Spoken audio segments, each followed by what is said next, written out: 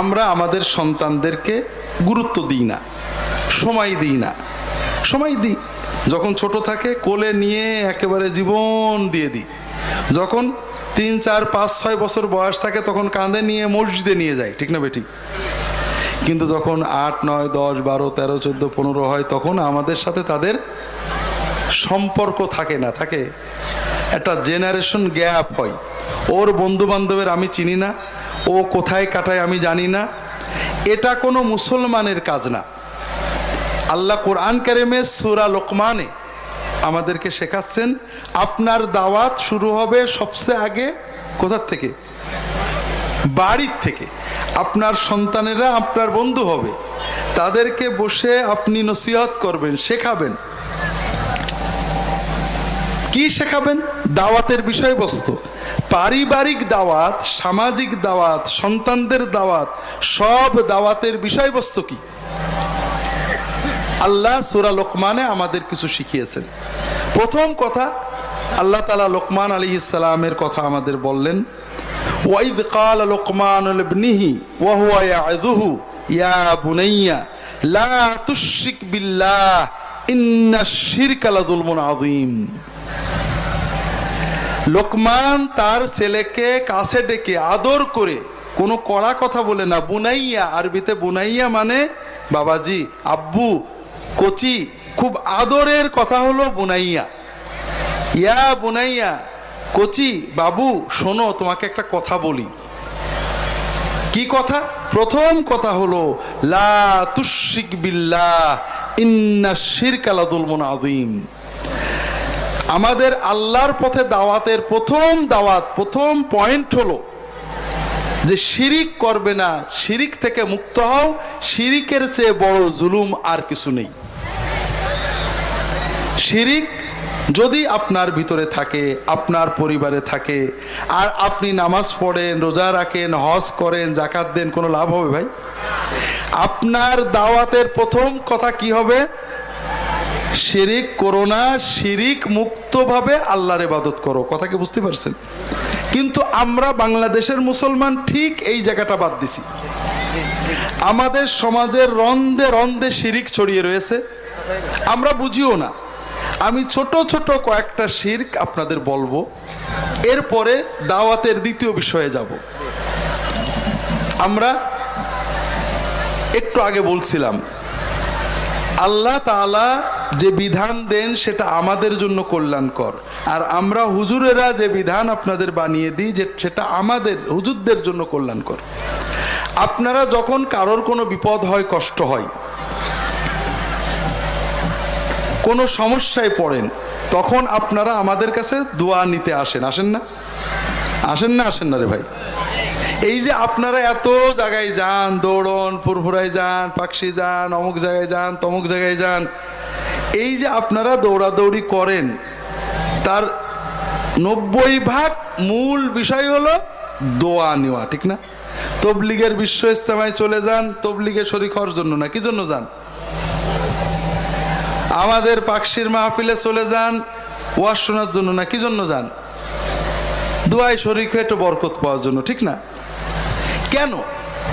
আল্লাহ তাআলা কি পাকশিতে, ফুরফুরায়, বিশ্ব ইজতেমা, টঙ্গীর মাঠে অথবা অন্য কোনো দরবারে বাড়িঘর করে থাকেন নাকি?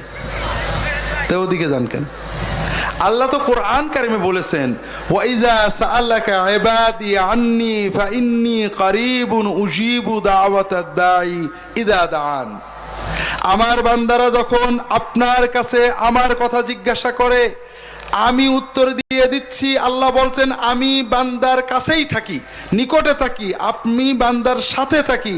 বান্দা যেখানে যে অবস্থায় আমাকে ডাক দেবে, আমি সঙ্গে সঙ্গে সাড়া দেব। তো যে আল্লাহ আপনার সাথে রয়েছেন, আপনার কাছে রয়েছেন, আপনি তাকে ফেলে কেন ছুটে বেড়াচ্ছেন দোয়ার জন্য? তার মানে আপনি মনে করেছেন আল্লাহ আপনার কথা শুনবে না, গুনাহগার, হুজুরদের কথা বোধহয় তাড়াতাড়ি শুনবে। এটাই তো কথা, এই কথা তো। এটা হলো সব শিরকের মূল। কেন? ভালো করে বোঝেন। একটা ছোট্ট বাচ্চা, 2 বছরের বাচ্চা, 1.5 বছরের বাচ্চা, মা রাগ করে, বাচ্চাদেরকে বেশি রাগ করে কে বলেন তো? তার মানে বাচ্চাদের সবচেয়ে বড় দুশ্মন হলো মা। একটা বাচ্চাকে মা বেশি মারে না দাদা বেশি মারে, দাদি বেশি মারে, বাপ বেশি মারে, বোন বেশি মারে? মারে বেশি কে কোন তো? তার মানে মারছে বড় দুশ্মন আর নেই, ঠিক না? হ্যাঁ, তো এখন একটা ছোট বাচ্চা আপনাদের মতো বুদ্ধিমান, আপনারা যেমন আল্লাহর সাথে করেন ওর মার সাথে তাই করে। আমার মা খুব বদরাগী, খালি মারে, মা ভালো না। ওর যখনই দুধের কথা মনে হয়, খাওয়ার কথা মনে হয়, আদরের কথা মনে হয়, কোনো অসুবিধায় ও মার কাছে যায় না, মা তো বকা দেবে। ও আপার কাছে যায়, খালার কাছে যায়, দাদির কাছে যায়, আব্বার কাছে যায়, আব্বা দুধ খাবো, আব্বা খিদে লেগে, আব্বা একটা ও মার কাছে বলে না, ওই আব্বা দাদি খালা ওরা বলে দেয় মাকে, তারপর মা দুধ দেয়। এইরকম যদি কোনো বাচ্চা থাকে, মা কি ওই বাচ্চার পরে খুশি হয়? হ্যাঁ, খুশি হয়। ওই বাচ্চা মায়ের মাতৃত্বকে অপমান করছে, ঠিক না? মায়ের মাতৃত্বের দাবি কি? যে সন্তানের যা কিছু হবে সবচেয়ে আগে কাকে বলবে? মাকে বলবে। আপনি যখন আপনার কোনো কষ্ট, বিপদ, ব্যথা, বেদনা, চাওয়া পাওয়া আল্লাহকে আগে না বলে ছুটে বেড়ান, আপনি আল্লাহর রুবুবিয়তকে অপমান করেন। আল্লাহর রুবুবিয়তের দাবি হলো যে শুধু আল্লাহর কাছে আপনি চান, আর কারোর কাছে যাবেন না। যদি কোনো সন্তান এরকম হয় না, ছোট শিশুর যে বুদ্ধি আছে আপনাদের সেই বুদ্ধি নেই।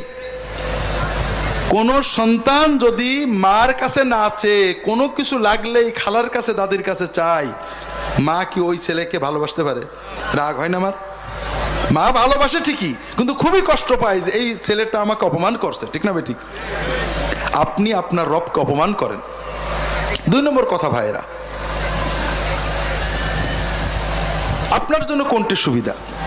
আপনার রব আপনাকে ওয়াদা করেছে, আপনার মালিক কোরআনে বলেছে কোনো বিপদ আপদ হইলে ওয়াস্তাঈনু বিস-সাবরি ওয়াস-সালাহ, তোমার বিপদ হোক, কষ্ট হোক, ব্যথা হোক, বেদনা হোক, যত কিছু হোক, তোমার যদি সাহায্য চাইতে হয় আল্লাহর কাছে, সবর করো এবং নামাজ পড়ো, নামাজ পড়ে আল্লাহর কাছে দোয়া করো, আল্লাহ সব বিপদ কাটিয়ে দেবে।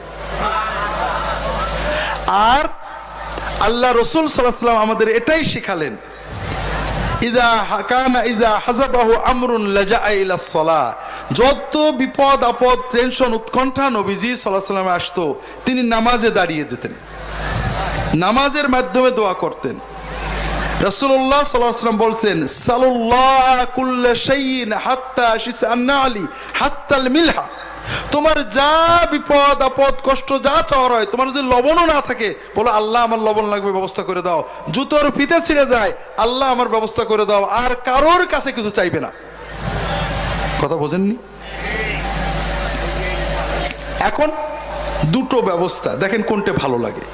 আপনার কোনো কষ্ট হয়েছে, আপনি ওযু করেছেন, নামাজে দাঁড়িয়েছেন, তাহাজ্জুদে দাঁড়িয়েছেন, 2 রাকাত নামাজ পড়ে সেজদায় যে অথবা হাত তুলে কাঁদছেন, আল্লাহ ভালো করে, আল্লাহ আমার বাপরা। আর একটা হলো আপনার বিপদ হয়েছে, গরুর অসুখ, ছেলের অসুখ, মেয়ের অসুখ, বউয়ের ক্যান্সার, অমুক কিছু তমক কিছু, আপনি জামা পরেছেন, পায়জামা পরেছেন, শ্যান্ট পরেছেন, প্যান্ট পরেছেন, পকেটের মানি ব্যাগের ভিতরে 2000 টাকা নিয়েছেন, এ পকেটে 200 টাকা নিয়েছেন, 2 কেজি আম কিনেছেন, একটা ছাগল মুরগি পাললেন, নিয়েছেন, নিয়ে আপনি আমার কাছে চলে গেলেন। দুটো পথ আছে আপনার, আপনার জন্য কোনটা সহজ? আগেরটা। আপনার স্বার্থ কোনটাতে রক্ষা হয়